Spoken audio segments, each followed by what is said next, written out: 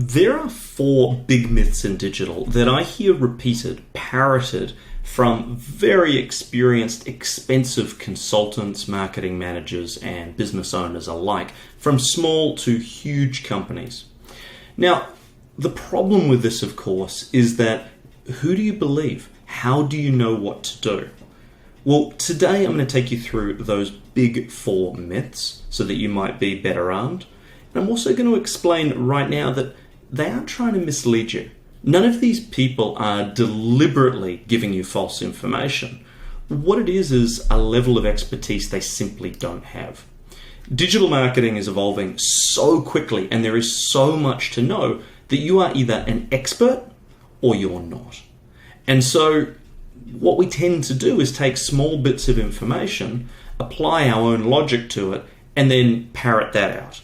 And the more people that do that, the more of an echo chamber we create. It creates what's known in psychological circles as semantic satiation. Basically, it loses all meaning. And I guess that's a great place to start, where you will have heard a million times before, content is king.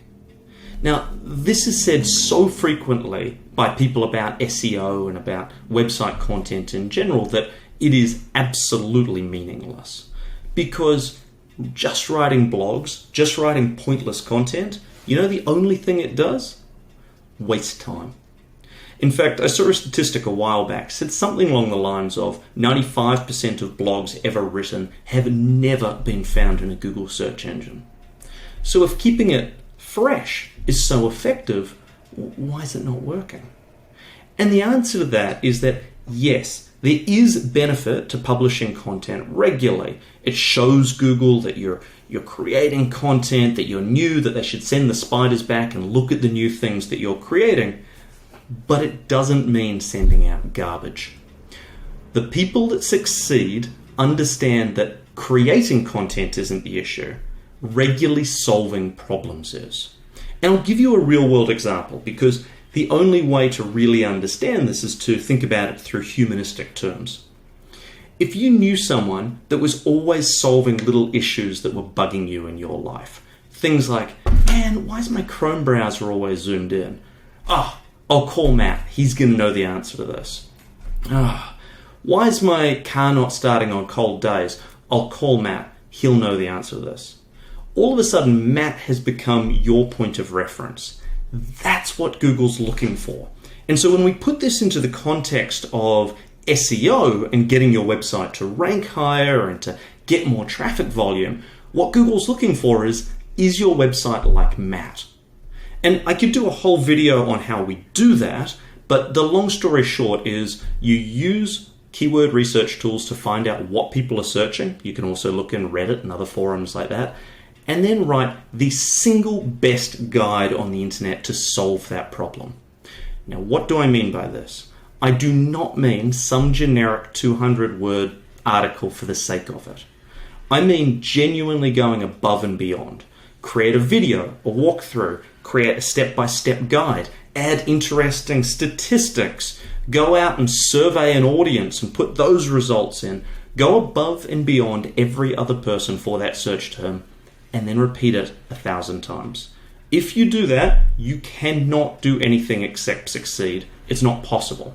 You've become our real world, or our computer world version of Matt. Number 2, and it's related, will it affect our SEO?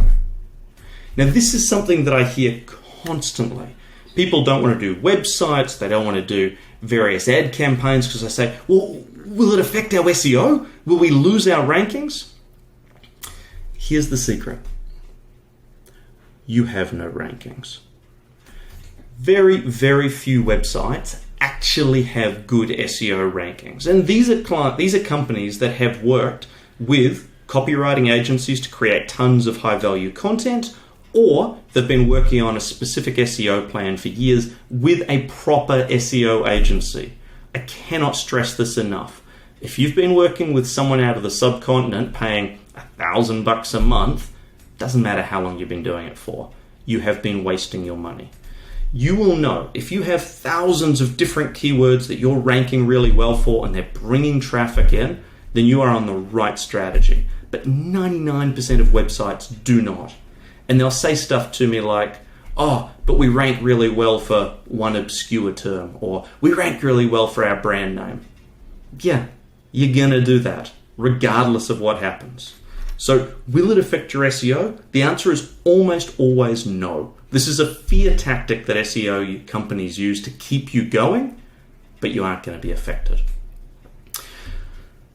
Now, on that line, and the final thing I'll say on SEO is about keeping content fresh, and in particular, homepages.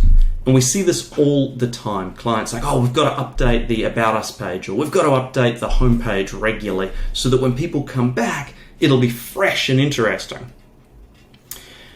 You are massively wasting your marketing resources because you're overestimating how much people care. We had a client the other day say, oh, well, we want to redo our About Us page every 4 months so that when people come back, they'll see a whole different story.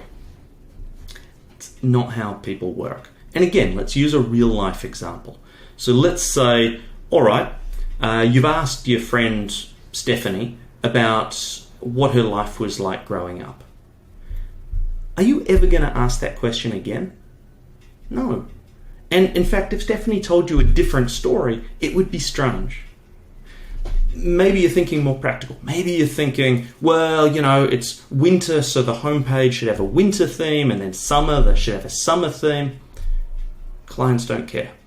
Clients are on your website to find the solution to a problem. Focus on that. Put your marketing resources towards that. Everything which is not foundational, everything which is aesthetic and top line, is wasting your marketing dollars. Focus on where the results come from. And this leads into our last point. Point number 4. We need more advertising, and channel X doesn't work. Facebook doesn't work. Google doesn't work. Any blanket statements you hear like that are just straight wrong. Now, I totally understand that you might have tried Google before or Facebook before and it didn't work. That doesn't mean that channel doesn't work. And again, I will give you a real world example. You send someone who has no sales experience knocking on doors, and they spend a whole week doing it and they collect $100 in donations. Does that mean that knocking on doors doesn't work? Well, no. You need to investigate what they were doing. So it turns out they were coming to doors and saying, hey, give me $100. And people were saying, no. Well, obviously that doesn't work. So if you were to refine the sales pitch and come in and show some photos of someone needy and explain where the money's going, then you were going to have a much better result. The same thing exists in digital marketing. It is not a binary outcome system. And the problem with most advertising is that people go to agencies that know nothing about what they're doing, or worse, they do it themselves. And believe me, Google and Facebook and all of these ad channels are extremely technical. So if you do it yourself, you're wasting your money. Without doubt, you're wasting your money. I'll give you an example of that in a second. The question is, how are we spending our dollars to learn? How do we understand what the needs of our customers are and test the language which they actually respond to? Rome wasn't built in a day, and good digital marketing means you have money there just to learn. And the real world example of this is when I used to go sell wine. It was my first job out of university. When I first started selling wine, going to the liquor stores, I was really bad at it. But over time, I learned to pick up on buying cues,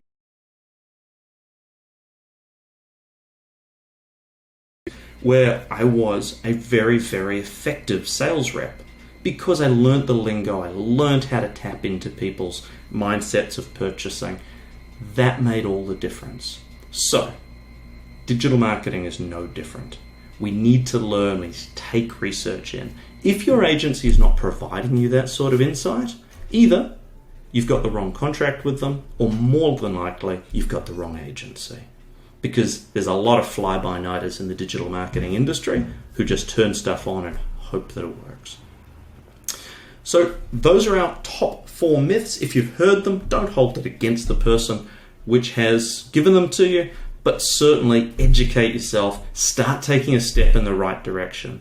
It is a huge opportunity at this point in the world, and you can take advantage of it. If you've got questions, by all means message me, and I'll see you in the next episode.